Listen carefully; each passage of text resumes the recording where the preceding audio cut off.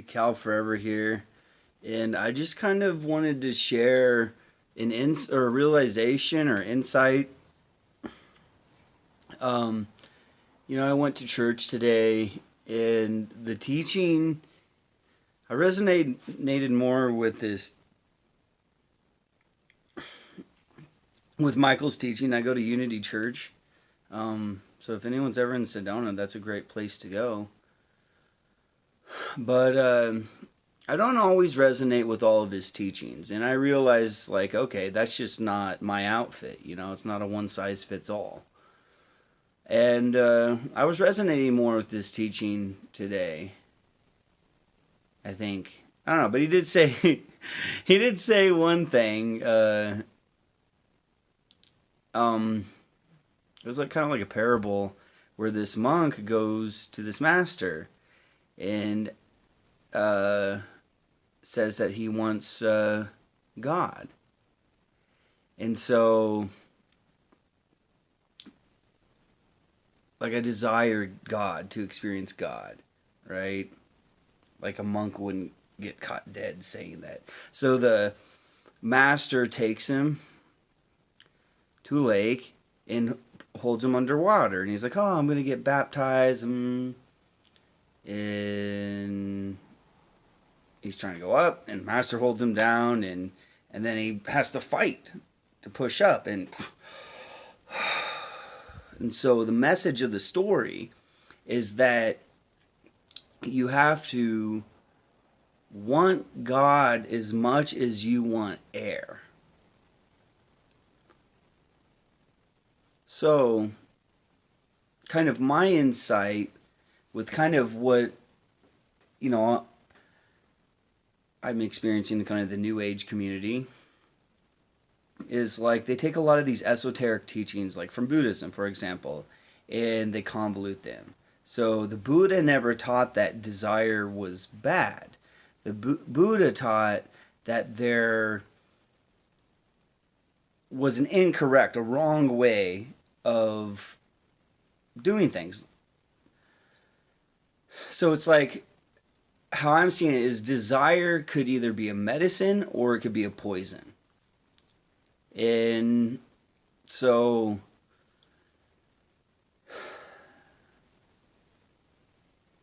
desire is like the hunger that feeds you to do something. It's a really good thing. And if you use it as a medicine to go after the things you truly do want, because a lot of times people will use desire for the narrow-minded kind of like just quick rewards, like, oh, I desire to smoke this cigarette, so I'm going to just give into that desire like it's a poison and then hurt myself. Or that person could wake up to realize, like, okay, I desire to live this great life where I'm healthy and I want to be a singer. So I need to not smoke cigarettes so that I can sing and have a clear throat so I can sing. So it's like that desire is the hunger that feeds you to live a healthy life. So, it's about what's the right, what's the right thinking, what's the right way to desire.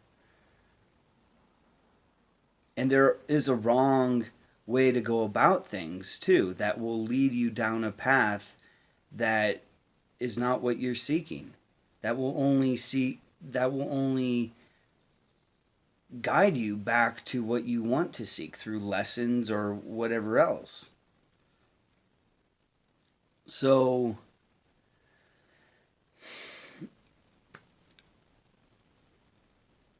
I might just make this spiritual journal flow because I want to talk about something else that I experienced at church. I was kind of like talking, well, how exactly did that unfold?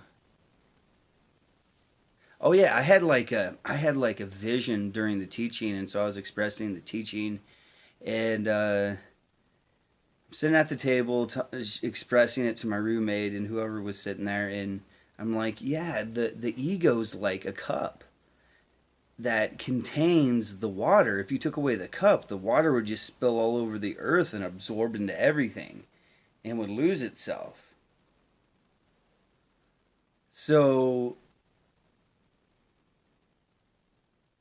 you need a cup to contain your soul, your water. So, like, the cup is like the ego, it protects itself.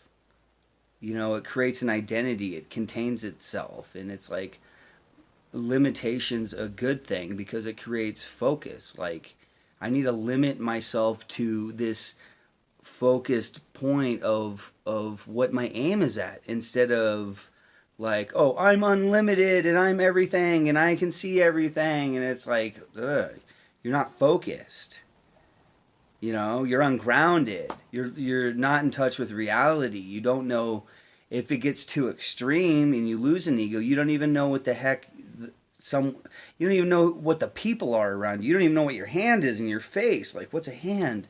What's the sky? What's the ground? What's that car? What's a car? Oh, nope, I shouldn't have tried to cross the street. I don't even know what it is.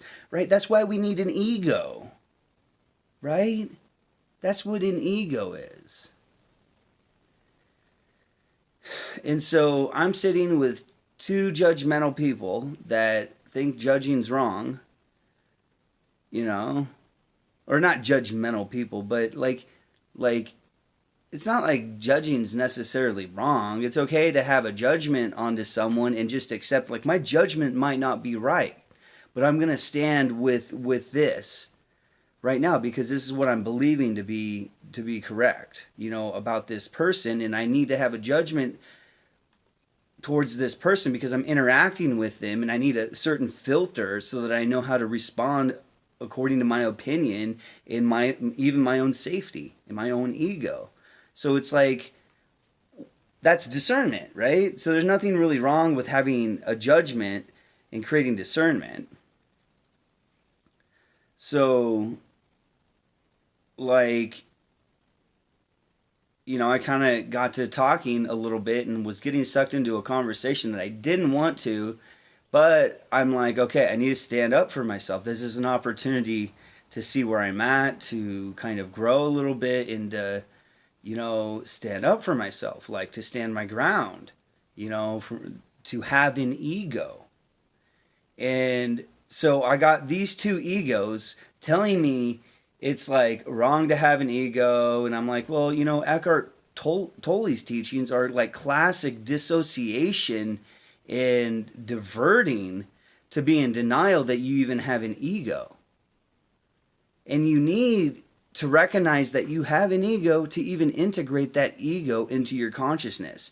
So an integrated ego is an ego that's integrated into your consciousness. It doesn't mean that you get rid of the ego. Oh, you love your ego to death and then it goes away and you chase it out of town with love. Fuck no. What we do is we integrate that ego as a part of our psyche, as a part of our being, as a part of our soul. Right? So the ego is a great thing and we need it. And so that was kind of my experience there. And this lady's just like casting her beliefs onto me, her judgments onto me, and like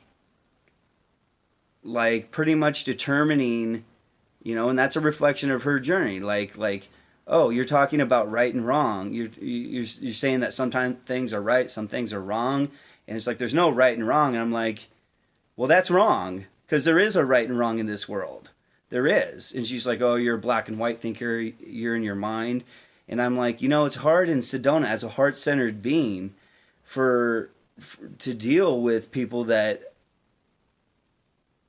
have this, like, all this convolution in these spiritual teachings, and it makes it really hard to function as to integrate your spirituality into your humanity and as a human being. To be, we're spiritual beings having a human experience. We're not human beings trying to ascend into a spiritual experience.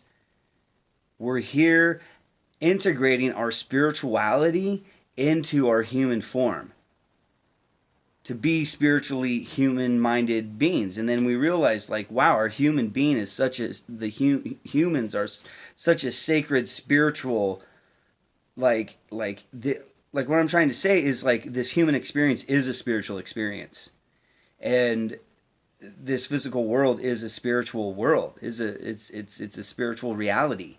It's a realm, you know. So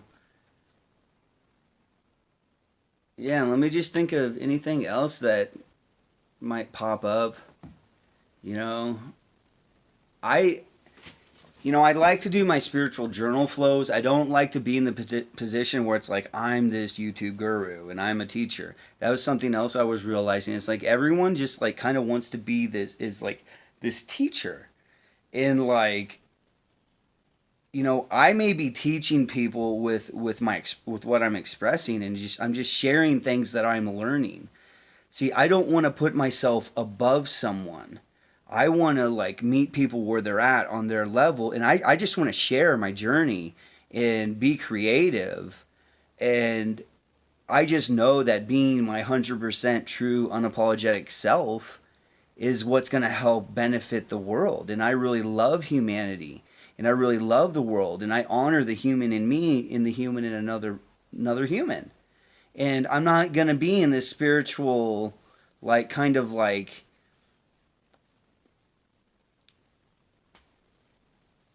you know spiritual mindset where you know I'm thinking it's wrong to be human and we need to evolve beyond our humanity and into an ascended being and this and that. It's like, no, bring the ascended being into physical form.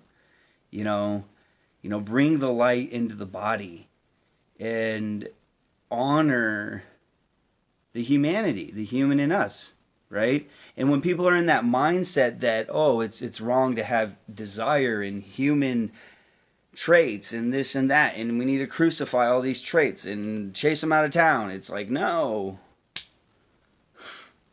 we need love, right? Why am I saying that? I mean, it would be really nice if everyone was just completely loving to themselves and others, and kind and compassionate and